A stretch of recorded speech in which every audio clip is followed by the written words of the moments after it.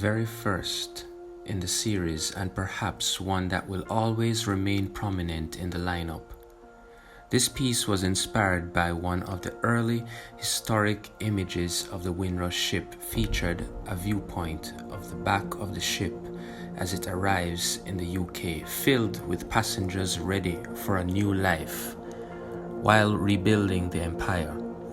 It was in May of 1948 when the HMT Empire Windrush, formerly a German troop ship called the Monte Rosa, made its rounds in the Caribbean by way of Trinidad, Jamaica, and Bermuda.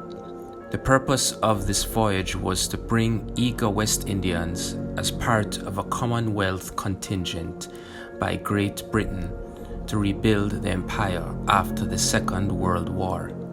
In this series, I use tea elements as a metaphor for brotherhood, a welcoming gesture, and honor. In Storm in a Teacup, the breach can be seen clearly in the ornate chinaware, summoning a fast leak of corruption that has brewed over decades to the present scandal as we know it. As the voyage of many set sail to Britain, little did they realize how turbulent the future would be. May Day symbolizes the well-dressed man as he thinks of the comforts and opportunities abound at the other side of the ocean. There were people of many professions on the Windrush, including nurses, masons, carpenters, drivers, and soldiers. They would prove very useful in the UK for their hard work and dedication.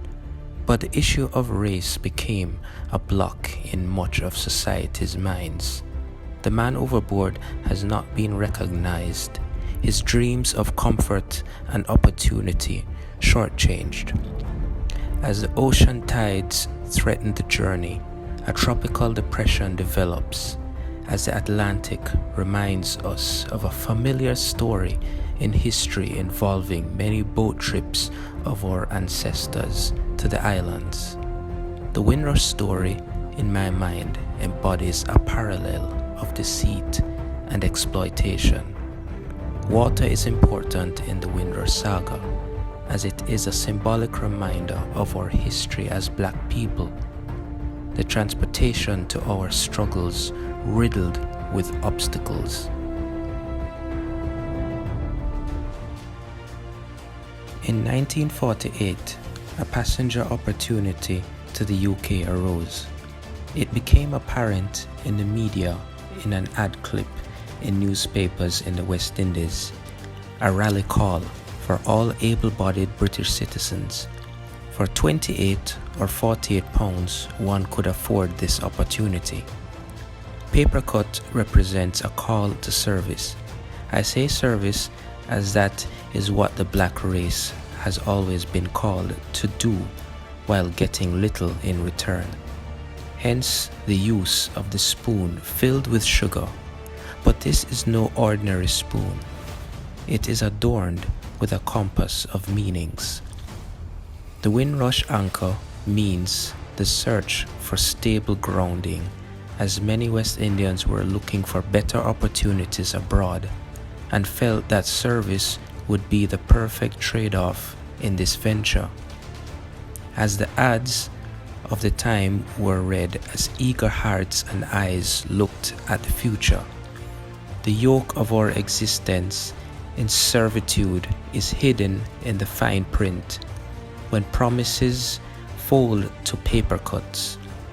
The stirring of British West Indian history comes to a head as we try to mix a sweet future.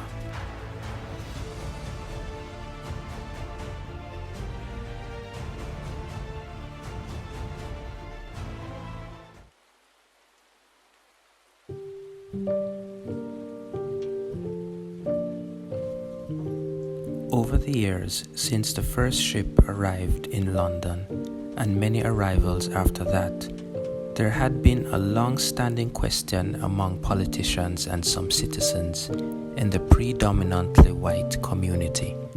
How long do we sustain the immigrant problem? The racism and suppression of basic human rights have been long since echoed throughout the decades in modern Britain. Something brewing on the horizon. Brixton Brewing is the sum of the minority retaliation to years of suppression, police brutality, marginalization, and even gentrification of the black community. The piece focuses on a teacup cracked in a saucer trying to hold together under the heat of fire and protest. I felt the billowing smoke an important message to show the magnitude of racial tensions in Britain, especially in the early 1980s. Around the rim of the cup stands a motif of people symbolizing unity for the cause.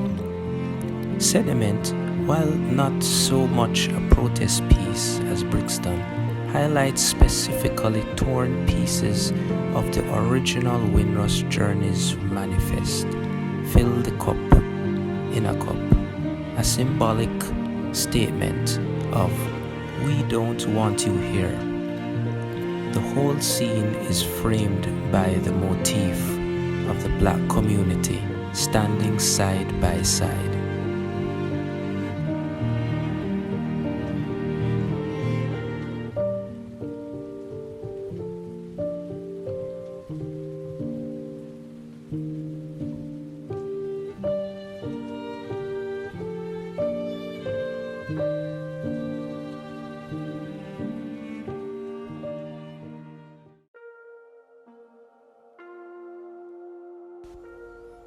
Deportation has been an ongoing part of the British immigration construct for decades, but the most scandalous of all situations in modern Britain has been the forged expelling of British West Indians, largely those who have legitimate UK citizenship.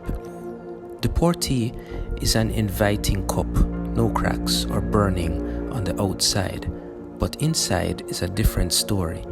It all went down the drain. The spoon is waiting to add the sugar and mix, but there's nothing to mix because the substance is gone. This is a symbolic of trickery or false intentions experienced by many blacks in Britain. I have seen the effects here in Jamaica with deportations in many numbers coming back, ejected from a system that they have established a life for many years. Baggage claim echoes a similar sentiment, although this time it goes into more detail, such as used tea bags piled on each other, creating a build-up, while its strings lay outside of the cup, displaying immigration stamps and denial status. In addition, there's a face on one of the tags, barely seen but relevant.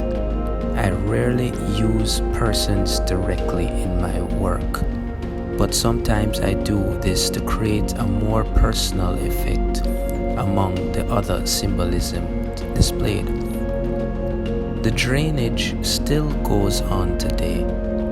A justice for many and reunification with families are still yet to happen.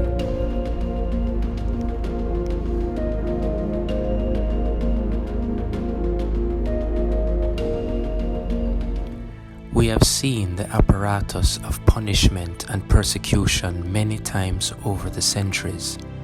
We have seen Jim Crow fly by night, plucking the humanity and culture from our backs.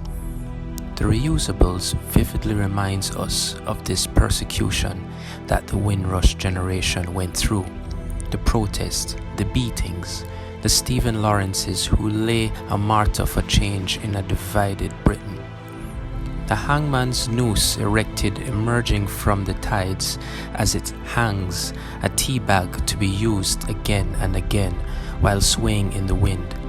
Broken promises lay on the sands beneath as a reminder of the reception the destined manifest thought they would receive. As the empire's pot pours, the spout still remains dark-skinned, a symbol of how servitude became the purpose of an underprivileged generation. The emblem on the pot says it all. Am I not a man and a brother? Perhaps when we can have our tea and drink it, or when the outstretched hand receives it.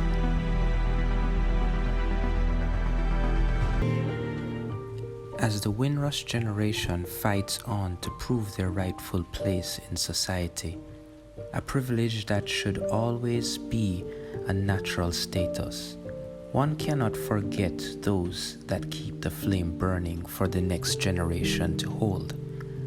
A wind rise that keeps rising as the horse from the ocean. Night of Dawn was my opportunity, and perhaps my only piece in a series to feature the almost full profile of the ship itself, as it eventually sank in the Mediterranean waters in 1954. For many, it has never sank. The voices and the cries for justice, the bullhorns and social media has kept it in clear, shallow depths until one day it shall emerge and secrets will no longer be submerged. A new dawn lays ahead for those who fight for it. We have come to know the major monumental struggles and triumphs of the black race through the centuries in human rights, science, and even sports. But the point of the greatest sacrifice has often come through warfare. The Drop is a painting specifically tailored in commemoration of the British West Indian troops in World War II. I have choreographed the tea bags in a falling parachute motion, which was often a method of deploying troops at the time. The major element of note is the use of British dog tags, forever etching the heroic exploits of the Negro combatant into history. But whose history? He's great on the battlefield, but second class coming off the ship to Tilbury's docks. A deepening undertow in a land he calls empire. The wars are fought with selflessness, and now the bricks of the Blitz must be picked up by shattered hands. Perhaps an undertow transpired at Tilbury docks, a tarnished reception and a begging of acceptance. We have come to know the truths of our filtering today. One day we'll make a perfect brew. Thank you for joining me on this journey. And remember to check out my website at studiomichaelelliott.com.